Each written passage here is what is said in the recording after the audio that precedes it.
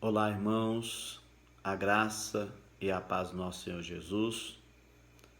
Estamos aqui para mais um dia de meditação na palavra do Senhor, neste café com palavra. E eu gostaria de convidar você a ler o Salmos 32, a fim de respondermos uma pergunta: como lidar com o pecado?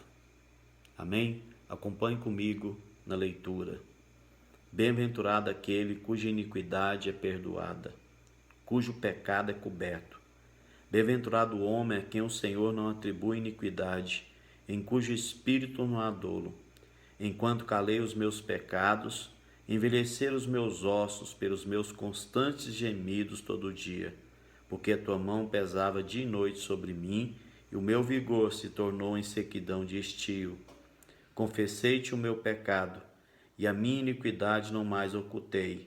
Disse: confessarei ao Senhor as minhas transgressões, e tu perdoaste a iniquidade do meu pecado. Sendo assim, todo homem piedoso te fará súplicas em tempo de poder encontrar-te. Com efeito, quando transbordarem muitas águas, não atingirão. Tu és o meu esconderijo, tu me preservas da tribulação e me cercas de alegres cantos de livramento. Instruíste-ei e te ensinarei o caminho que deves seguir, e sob as minhas vistas te darei conselho. Não sejas como o cavalo ou a mula sem entendimento, os quais com freios e cabrestos são dominados, de outra sorte não te obedecem. Muito sofrimento terá de curtir o ímpio, mas o que confia no Senhor, a misericórdia o assistirá. Alegrai-vos no Senhor e regozijai-vos, ó justo, exultai vós todos que sois retos de coração. Pecar, em outras palavras, significa errar o alvo. E todos nós, irmãos, todos os dias de nossa vida somos tentados a errar o alvo.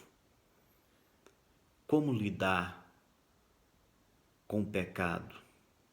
Como lidar com aquilo que nos faz errar o alvo? Primeiro, previna-se.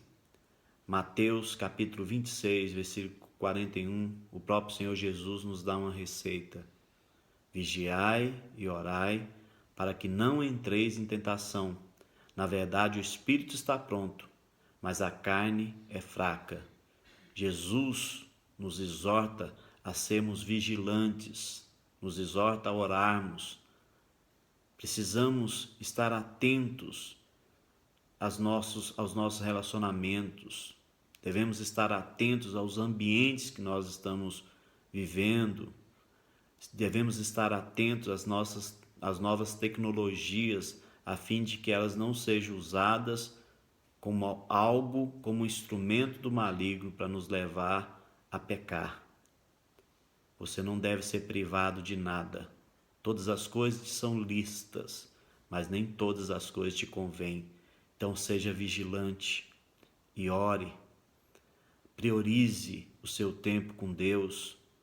Priorize o seu tempo com a palavra de Deus, na meditação, na leitura, na reflexão, na obediência. Então, previna-se.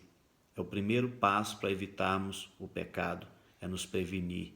É a maior arma antes de entrar na tentação. Jesus diz: vigiai e orai para que não entreis em tentação. Primeiro, previna-se. Segundo, não oculte seu pecado. Uma vez que você falhou, uma vez que você errou o alvo, não oculte o seu pecado. O salmista diz: enquanto calei os meus pecados, envelheceram os meus ossos pelos meus constantes gemidos todo dia, porque a tua mão pesava dia e noite sobre mim, e o meu vigor se tornou em sequidão de estio. Precisamos, irmãos, aprender a não varrer o nosso pecado para debaixo do tapete. Precisamos aprender a andar na luz da transparência, andar na luz da sinceridade, andarmos na luz da verdade, não ocultando o nosso pecado. É a segunda postura que devemos ter para lidar com o pecado. A terceira é reconhecê-lo. é reconhecer as nossas falhas. Lá no Salmo 51, o próprio Davi diz: pois eu conheço as minhas transgressões, e o meu pecado está sempre diante de mim. Precisamos reconhecer que nós transgredimos, que nós falhamos, que nós pecamos. Não é justificar, irmãos, é reconhecer. Lá em 1 João, capítulo 1, versículo 8, ele diz: se dissermos que não temos pecado nenhum, a nós mesmos nos enganamos e a verdade de Deus não está em nós. Nós somos falhos, nós somos pecadores e precisamos reconhecer quando pecamos. Não justificar, reconhecer.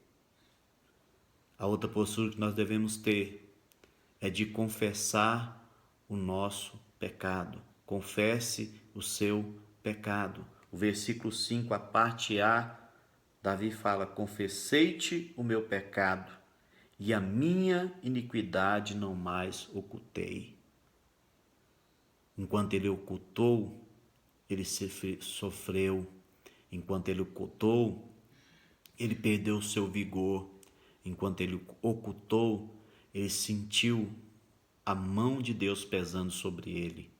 Mas quando ele confessou, ele sentiu alívio. Porque uma vez que nós confessamos, 1 João capítulo 1, versículo 9, diz: se confessarmos os nossos pecados, ele é fiel e justo para perdoar os nossos pecados e nos purificar de toda injustiça. Creia, eu não devo tentar me esconder daquele que tudo vê, aquele que é capaz de sondar a minha mente, o meu coração, as minhas emoções, as minhas resoluções. Todas as coisas estão patentes aos olhos daquele que tudo vê, aos olhos do nosso Deus. Não tente ocultar nada. Procure confessar a sua falha. E uma vez que você confessou, receba o perdão. É o quinto objetivo, o quinto passo devemos dar. Receber o perdão.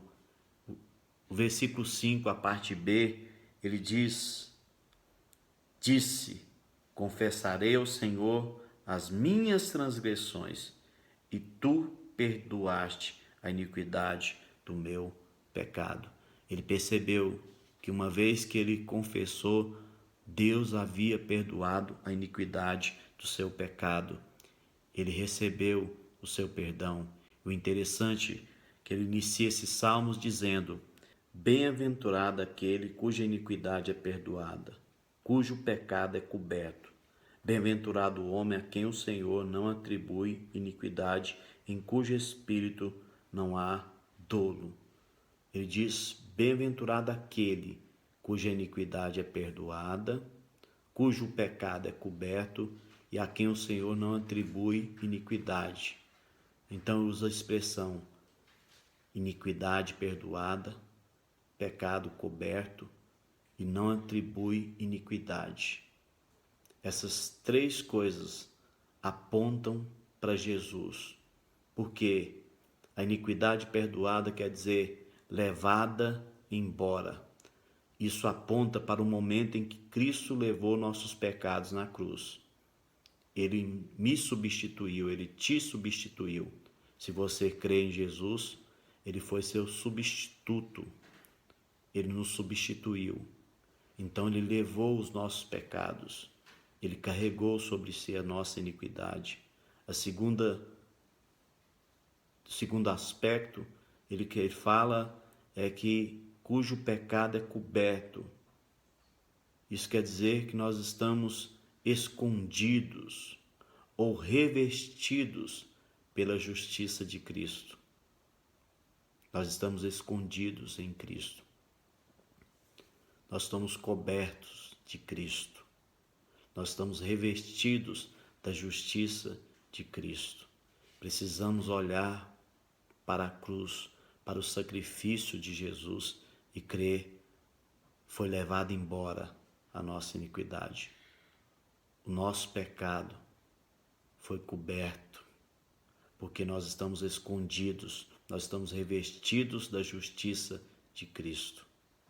E nós devemos olhar para Jesus e saber que Deus não atribui mais iniquidade a nós, o que cremos em Jesus, porque quando Ele faz isso, quando Ele não atribui iniquidade, o que é que Deus faz? Na realidade, Ele atribui o sacrifício da retidão que Cristo oferece a todo aquele que crê em Cristo.